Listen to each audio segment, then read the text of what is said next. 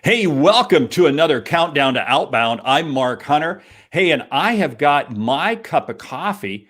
I'm ready to have. Oh, there she is. Hey, how are you? You can go ahead and speak. Go ahead and say it.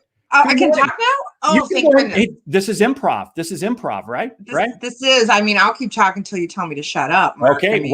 Well then, shut up. Let's get your graphic up. There we go. Hey, how's that? See, this is going to be the most unusual countdown to Outbound because I just love to throw our guests a few little wiggles and shakes. But hey, anyway, let's roll the video. Let's get Gina in here officially, and we'll be on.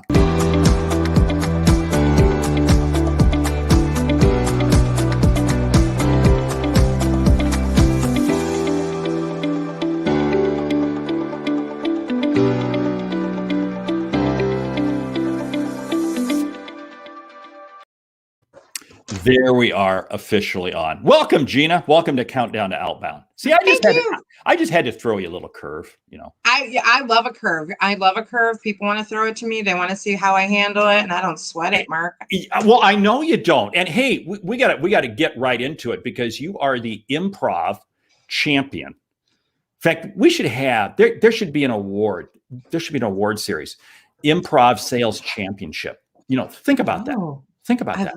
I like that. That could be a whole new division. We could really run with that. So, hey, talk about improv and sales. What the heck does it mean? Because I like showing up with my 300-page PowerPoint deck.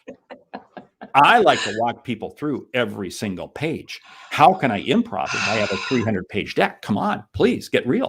If you want people to tune out, Mark, stick to the 300 pages and stick to your playbook, and that's a great way to lose them, right? So we need the frameworks. We clearly need frameworks, and we need to know how to go off the framework. So we need to know how to improvise because we get thrown these curveballs all the time, whether it's in a discovery call or it's turning over an objection. So have those frameworks and then be able to be agile. I see so many salespeople who just get like stuck, deer in the headlight. That's what improv does for you. And it is and I'll keep talking until you stop me. It is a skill set. It is a brain. It's a muscle exercise, right? Because our brain is a muscle. So if we want to get better at that agility, we're going to have to exercise our brain to get there. I'll stop you right there. How do you develop this improv muscle? Oh, I'm so happy you asked that question. What a great question. The best way to develop the improv muscle. Hey, folks, this was not planned. Okay. I just threw that out. Okay. So please, this is total improv. It is total improv. Awesome. So think about that. I know it's a slight tangent. When we're talking, we want to have these discovery calls. We want them to be fluid. We want them to feel fluid. And often we're following this script of interrogation. And to get better at just being fluid in the moment, like you just did to me, we actually can practice it. We can practice improv exercises that help us be in the moment, focused, actively listening, and being in the mindset of acceptance of pushback, acceptance of ideas, so that we can help collaborate to a solution and not be so stuck in our box of, hey, this is what we want to sell you. So is this really listening on steroids? This is major listening on steroids, Mark. It's not just the listening, it's also the mindfulness. And I don't want to sound woo-woo, but it's being intentional. Right, I saw your eyes. Being intentional. I will fire up the incense right now. Here we go, folks. Yes. We're moving back to the 70s. Trip down memory lane in Berkeley, California. You know, I did used to live in Eugene, Oregon. So just saying. Oh, okay. So you like granola. Hey, my line when I lived in Eugene, Oregon was smoke a little dope, jump a little rope, lose a decade along the way. Oh, I like that. You like that? I like that. I'm sorry. I interrupted you. Go ahead. That's okay. I don't even know where we were. So I'll just keep improvising on that. Okay.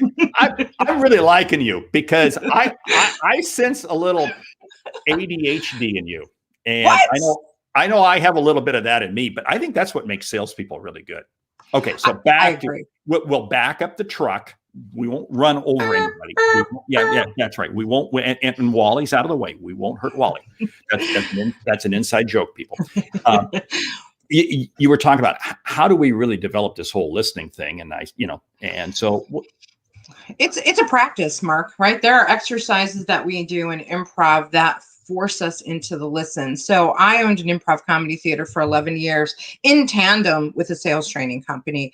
And what I started to see was these exercises, like when we started doing training using improv, we were actually focused on leadership. And I started to get a number of salespeople showing up, specifically timeshare salespeople, who would take our classes and then come back and say to me, oh my gosh, I'm making so much more money. Because they're so in the moment and they're practicing really paying attention and staying focused and not distracted, that's why they were able to engage better. As performers on stage, in order for us to work really well on stage, I mean, imagine we're on stage without a script.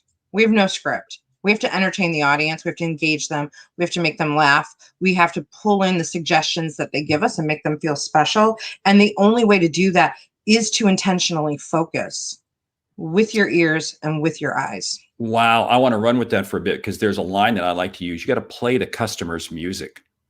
100%. But you have to listen to them enough to know what music they want to hear. Right. There's another line that I like to use, that the best sales presentations ever made are the sales presentations never given, because you're just having a conversation.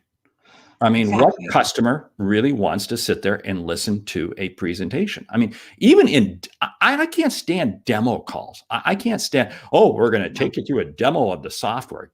Bore me to death. Please, people, you're killing me. Exactly. Imagine if you just stayed in the mindset of I just want to build a relationship. I think that's why I've always been successful, is that I'm always in the mindset of, even before I got into sales and people were trying to recruit me into sales, I'm like, I'm not a salesperson. Yeah. And finally I heard it enough where they're like, no, you are. And I'm like, how? Well, because I just show up genuinely and authentically curious, right? That's the other part of improv. It is very playful.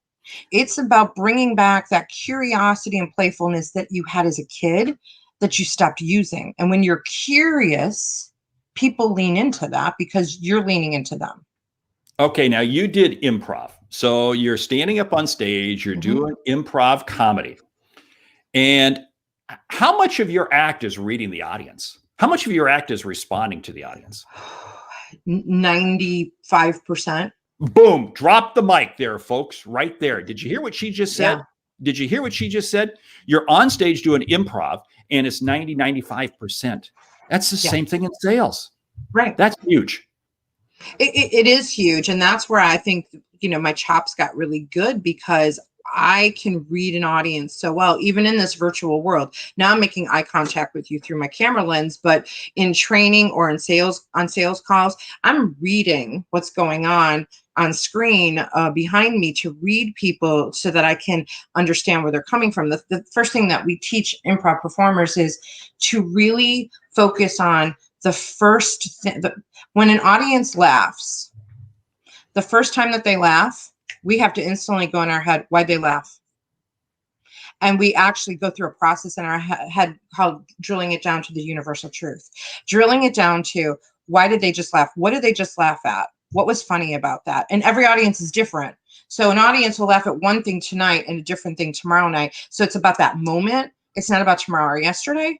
It's about that moment. And so when they laugh, we go, ooh, they laughed. Do it again. Repeat it because they liked it. Or they groan and they're like, And we're like, ooh, pull back. Don't do that again. And this is all in our head going on at the same time. Well, yeah. And isn't it amazing how the first 30 seconds of your delivery in improv sets the tone and the tempo for the audience? 100%. And again, identical to sales. Right. I mean, there is so much connection. You know what? One of the comments that I love to get people's input on, and I'll be sitting there, I'll be talking with the VP of sales team, is I want to let the customer drive. I want to let the customer drive the sales call. And they go, wow, you can't do that. I go, hold it. I'm in the car with them. I know where we're going. I'm ultimately good. But by letting them drive, I can listen to them better. I can understand them better. And it's a little bit of that. You have to be willing to kind of let go a little bit. Right. And because the customer, the more confidence you create with the customer, the more they're going to share with you. And the more comfortable they feel and the more they feel like they're in control, doesn't mean they're fully in control. It's about, our number one rule in improv is make other people look good. So when you're in that mindset on stage, my job is to make my partner look good. If my partner has a suggestion and I had nothing, but they had something, my job is to support it, not to shoot it down. Even if I'm like, my inside voice is that idea sucks. So think about that from an objection standpoint. Like, that's ridiculous, right? Your inside voice is going there. You have to have enough emotional control, but also be in the mindset of, I'm going to support their idea, even if I don't agree with it. And I will find a way to get to the next place in a way that doesn't make them feel bad. How do we respond if we have multiple voices in our head? I have a really good therapist, Mark, that I can refer you to. Well, I have a couch right over here a few feet. If you want to lie down here, we will go to a remote cutaway as Gina takes to the couch. I love it. See, I knew this was going to be good. Yeah. But think about this for a moment. Have we talked before this call?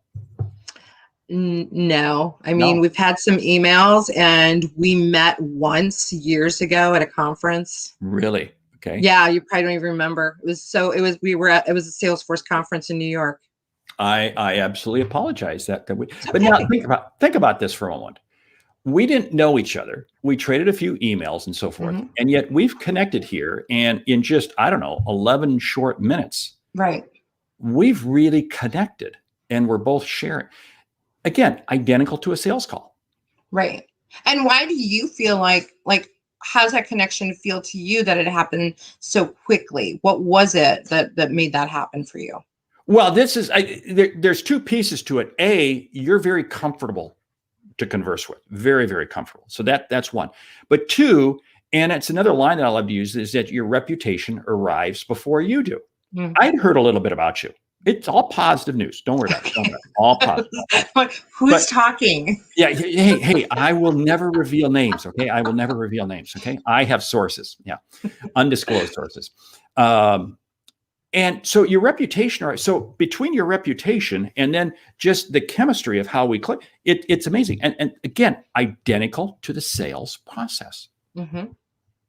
And I'm gonna run with this a bit further, because if you think about this, and we were talking about this for the 30 seconds in the pre-show before we hit live, how the digital world in the pandemic has changed all this. Because if you think about this, would we have had this comfortable a conversation live streaming a year and a half ago? I'm not sure, but the pandemic sure eliminated a lot of barriers.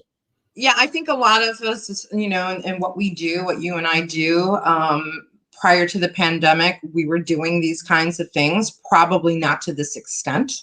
Now I feel extremely comfortable with it. I've been actually back on the road training, and I'm like, I showed up to do some training a couple weeks ago, and I'm like, do I still know how to do this?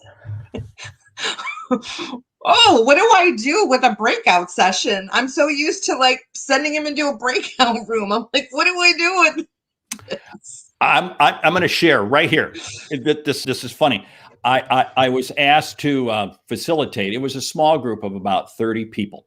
It's a company I've done quite a bit of work with and this was the leadership group, about 30 people. And due to restrictions, we were meeting in the CEO's home, massive home, beautiful home.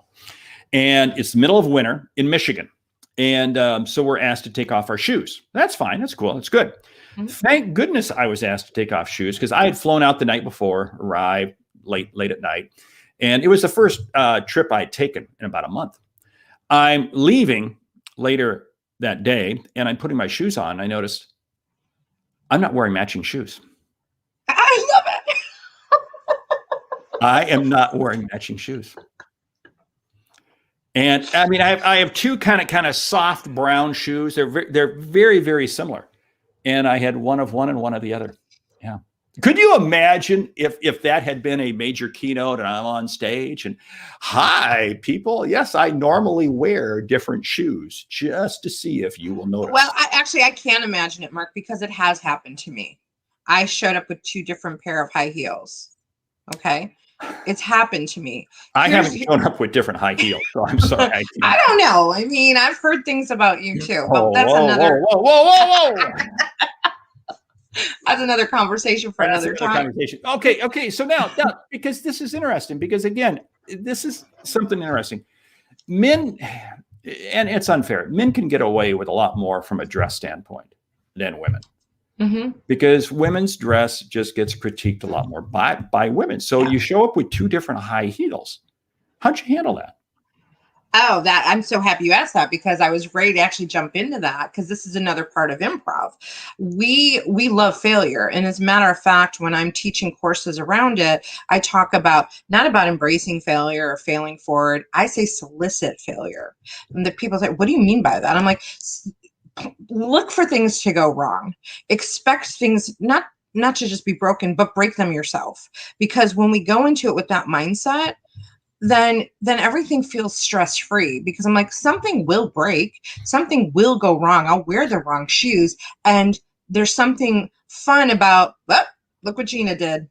And the audience leans into that, because nobody likes perfect people. And when we fail and we make mistakes and we do things like that, but we own it, then the audience is like, oh, she's cool. This happened to me a couple weeks ago in a proposal presentation, because Jeb is so into MacBook and Apple world, and I got my new MacBook, and then I was having problems on Zoom, and I'm trying to do this proposal presentation, and I'm flustered and I'm sweating, and I'm like, I'm screwing this up. And I'm like, and the guy goes, I am so happy that you're actually normal. Like, I didn't know how to take that, but this is a prospect who considers himself the president of the Gina Trimarco Club for some reason. So he had a certain view of me. And when he saw me going, I don't know what's going on here, he's like, oh, you're just like the rest of us. And I'm like, of course I'm like the rest of you. I'm a hot mess. Oh, I'll tell you what, the failures we've all had. I mean, again, I think it's just the human side. Yes. And if you're not willing to embrace it, the other day I was doing a program with a person who is major New York Times bestseller, major. I won't say her name. Wonderful lady. And we were doing a live event, and oops, there was a goof. And she, it was her goof. And she owned it and just popped right back, and it was just fantastic. It was absolutely, and it's interesting because people could look at this individual and feel that she was aloof and so forth, but boy, you came away realizing that human, just like everybody else. We're human, and in the comedy realm of things, when actually failure on stage is funny, because the audience laughs at it, because they see how we fail in the scenario, and their inside voices are like, oh, I'm so happy that's not me, or oh gosh, I totally relate to that. So that would be the audience not laughing with you. That would be the audience laughing at you. Both. Both. Boom. Just another drop the mic moment. Hey, okay. So we're going to run out of time here in a bit, but Outbound is coming up in a few weeks. Yeah. And you're doing some cool stuff at Outbound, aren't you? Tell us a little bit about what you're doing. I'm doing some cool stuff. So for 2 days, my co-host Rachel Pitts and I, the co-host of the Women Your Mother Warned You About podcast, which is sponsored by Sales Gravy, we will be on stage during lunchtime for about an hour, I think on Wednesday and Thursday of that week. And we don't know what's going to happen. We're just going to be women gone wild. We do on one day have a couple of speakers, a couple of the men speakers who will be trying to moderate us. So that should be interesting.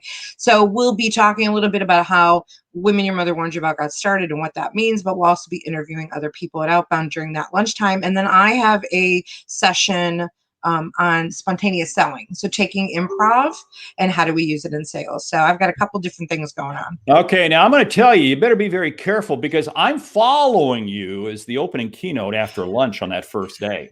So let me tell you something. I'm going to be grading you, and there are no Czechoslovakian judges. It is a brutal, and you are not going to get on to the next round. So I'm just saying, saying it's there. But anyway, hey, this is some of the special stuff that I think really makes Outbound so much fun, because, it's live, June 15th through the 18th, live in person in Atlanta, Georgia World Congress Center. virtual starts on the 13th, and it's really cool. Tickets, you got to go to outboundconference.com. Hey, what is your secret code? My secret code that people can use? Yes. Warner's 100. And Warner's people, Anthony and Areno's like, what's a Warner? So What Warner's, is that? Thank you. Thank you. Anthony was always a smarter person in the room. Warners that's how we refer to the listeners of our podcast. So WARNERS, Warner's 100 to get a couple bucks off. There you go. There you go. And if you don't like that because you don't want to be warned, you can use Mark 100. But hey, okay, we got to cut out of here. We're going to roll a video, but then there's the after the show, which you have no idea what's going to take place. But we've been talking here right now with Gina Trimarco. Hey, it has been absolutely cool. Let's roll the video. We're going to be back with the after the show.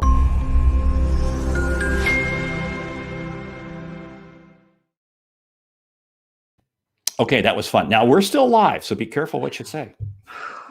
and I realized I never turned my phone off, but that's okay. Well, you're really so popular. You never got a phone call that entire time either. So there you go. What can I say? Boom. It's okay. It's okay. I got my phone. My phone is sitting right here too, and my mother didn't even call me. That's sad. I know. That's sad.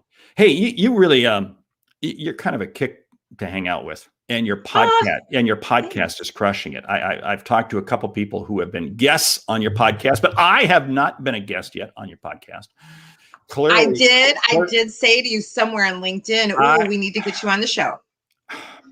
Yeah, Pat. She posted this on LinkedIn to her 18,000 fan. Hey, would you like to be on the show? And she said, "Oh, that was meant to you, Mark." Yeah, right. Man, you are. I mean, I'm sorry, but this is. I'm glad I'm following you on day one. Why? Why are you glad? I'm going to have the ability to kind of set the. I'm just saying. I'm going to have the ability to kind of set the audience straight, to kind of clarify a few things. Well, be careful, because my job is to make people look good. So you don't realize how much I'm going to set you up to follow us. Oh, so now you're trying to do this little, you better be careful because, my job is to, See, I've had a lot of opening acts. And that's kind of what I'm referring to you as. You are the opening act for me. So I'm good. I'm happy to be the opening act for you. Hey, you're fun to hang out with. We are going to have a good time at Outbound, and man, it's going to. We might pull you into our little live stream before you come on board. We might. I have a face for radio. Yeah, but we'll still take you. Okay, ladies and gentlemen, now welcome to the stage, Gina Trimarco. Actually, Jeff Bajorek and Larry Levine will be with us that first day that we're doing, and they will be attempting to moderate Rachel and I. We decided we needed 2 men instead of 1, and they have gracefully accepted the challenge. I tell you what, they're a couple of great people. Yeah, we love them. Yeah, good. So it's cool. It's like everybody at Outbound is just super cool. That's what's so cool about this event. This is what people sit there and say, how we're all competitive.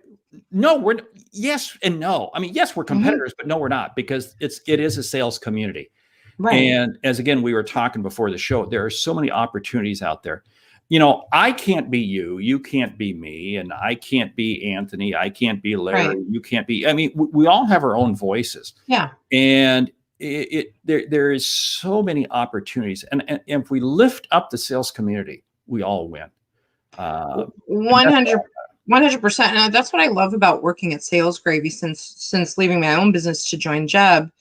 Jeb's attitude is that everybody that works at Sales Gravy is like, everybody has the opportunity to be a star in our galaxy. Right. And he wants our clients to fall in love with different trainers. They don't all have to love Jeb or love me or love Jessica. It's like, pick the person that resonates the most with you. Yeah. Because sales and business is an emotional activity. It's built around people.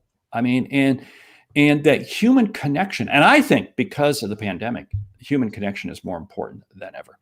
So anyway, Oh, I would agree. Yesterday I was having a rough day because I'm like, I am in this. This is my home studio, so I'm not actually at the Sales Gravy studio. So I'm like, okay, so I go from the home studio to the office to the kitchen. The kitchen, I call it Starbucks, because I miss being able to get away because I do my most creative work sitting in a Starbucks for some reason. But it's like being in like the same space all day. I'm like, I need to get out of here.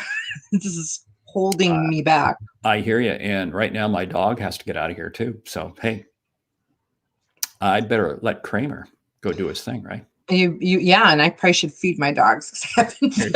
Hey, great talk. What a way to end this. We end it by talking about our dogs. Hey, look at this. We're so vibing. I hate to leave you. We're gonna have a kick, and we're gonna do a lot more of these. Okay. Okay, and we are gonna have you on the show. I swear, it's happening. We got to get through Outbound. We're a little backed up right now. I know, but now I know you, and now I like you, and now I trust you. I know you. I'm not saying I like you, but I'm just saying I know you. Okay. Well, that's fine. You don't have to like me. I like you. It's okay. Okay. And Kramer's not going to like you unless he goes outside here real soon. We're out of here. Take Kramer outside. I will. Thank you so much. Take care. Okay. Bye.